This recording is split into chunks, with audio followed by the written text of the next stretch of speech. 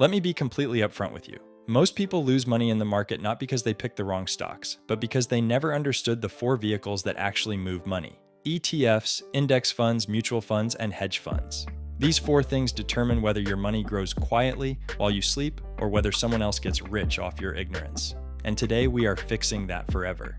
Before we go any further, if you have ever opened a brokerage account, glanced at your options, felt overwhelmed, and then closed the tab and gone back to your 9 to 5, this video is your intervention. Stay until the end, because the comparison I make at the minute mark around hedge funds is going to genuinely make you angry and slightly free at the same time.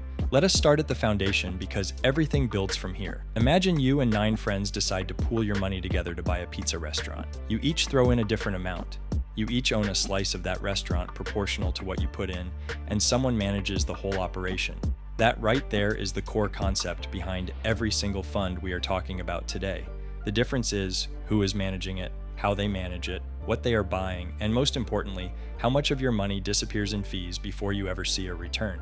So let us start with mutual funds, because they came first, and understanding them makes everything else click faster. A mutual fund is essentially a professionally managed pool of money. You hand your dollars to a fund manager. That manager takes your money plus thousands of other people's money, and they go shopping in the stock market on everyone's behalf. The idea sounds great on paper.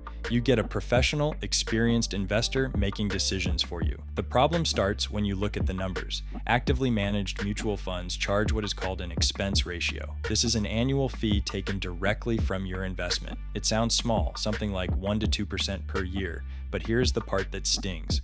Over 30 years, that 1 to 2% compounds against you.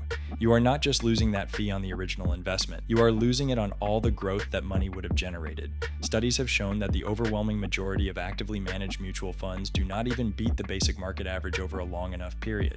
So you are paying more for a result that is statistically worse. That is the first thing you need to sit with. Now here is where index funds enter the picture and genuinely change the game. An index fund is still a pool of money, still a fund, but instead of a manager sitting in an office making active decisions about what to buy and sell, an index fund simply tracks an index. The most famous example is the S&P 500, which contains 500 of the largest American companies. The fund buys those companies in proportion to their size, and then it just holds them. No guesswork, no strategy meetings, no expensive analysts. Because there is no active management, the fees collapse. We are talking expense ratios often below 0.1% per year. That is almost nothing. And here is the kicker. Because index funds are not constantly buying and selling, they are also more tax efficient. Less trading means fewer taxable events. This is the vehicle that changed how millions of ordinary people invest, and it is the vehicle that Warren Buffett himself recommended most people use for their retirement savings. That should tell you something. Now let us talk about ETFs, because this is where a lot of people get confused, thinking ETFs and index funds are different categories when they are actually more like cousins. An ETF stands for Exchange Traded Fund. Like an index fund, most ETFs also track an index, the S&P 500, a specific sector like technology or healthcare, a commodity like gold, a whole country's market. The main practical difference is in how you buy them. Index funds are priced once per day after the market closes, and you buy them directly through the fund company. ETFs trade throughout the day on a stock exchange exactly like a regular stock.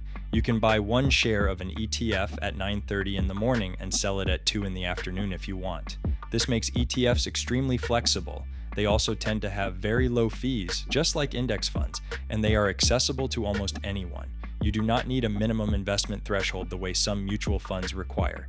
You can buy a single share and be instantly diversified across hundreds of companies.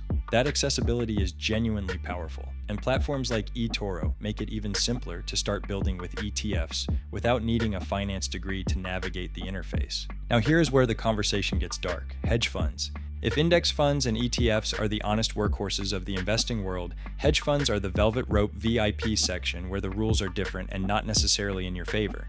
A hedge fund is a private investment vehicle typically only accessible to what are called accredited investors.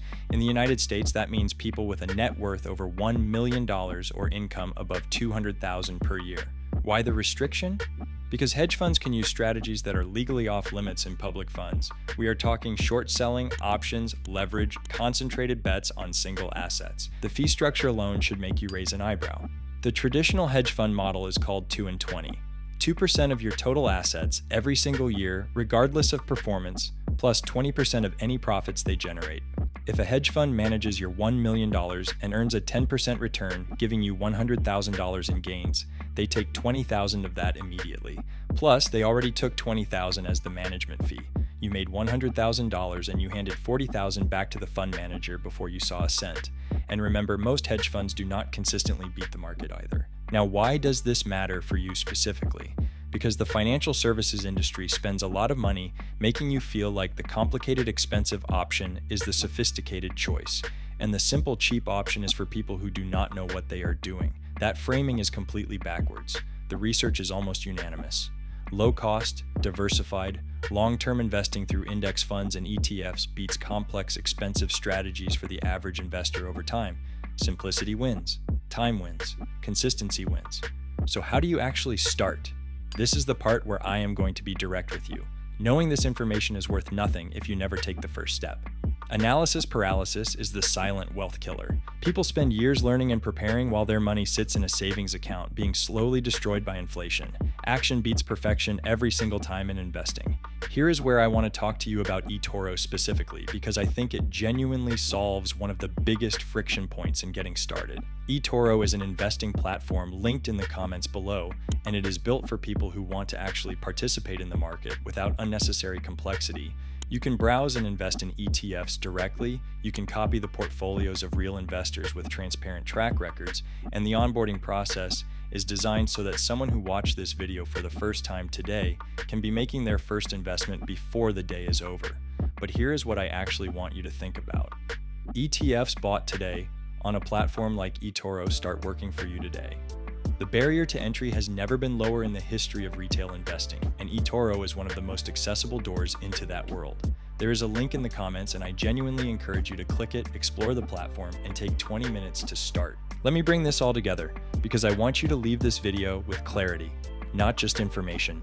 Mutual funds, professionally managed, typically higher fees, most fail to beat the market long term. Index funds, passively managed, extremely low fees, track the market consistently, widely recommended for long-term investors. ETFs, functionally similar to index funds, trade like stocks, highly accessible, very low fees, excellent for building diversified portfolios. Hedge funds, high minimum investment, expensive fee structures, complex strategies, accessible only to the wealthy, and frankly, not worth envying. The gap between the wealthy and everyone else is not primarily about income. It is about financial vehicles. People who grow wealth quietly are usually not doing anything exotic. They are consistently investing in boring, low-cost, diversified funds over a long period of time and letting compounding do the heavy lifting. You now know exactly what separates each of these vehicles, and more importantly, you know which one is actually working in your favor. The next step is not another video. The next step is action. See you in the next one.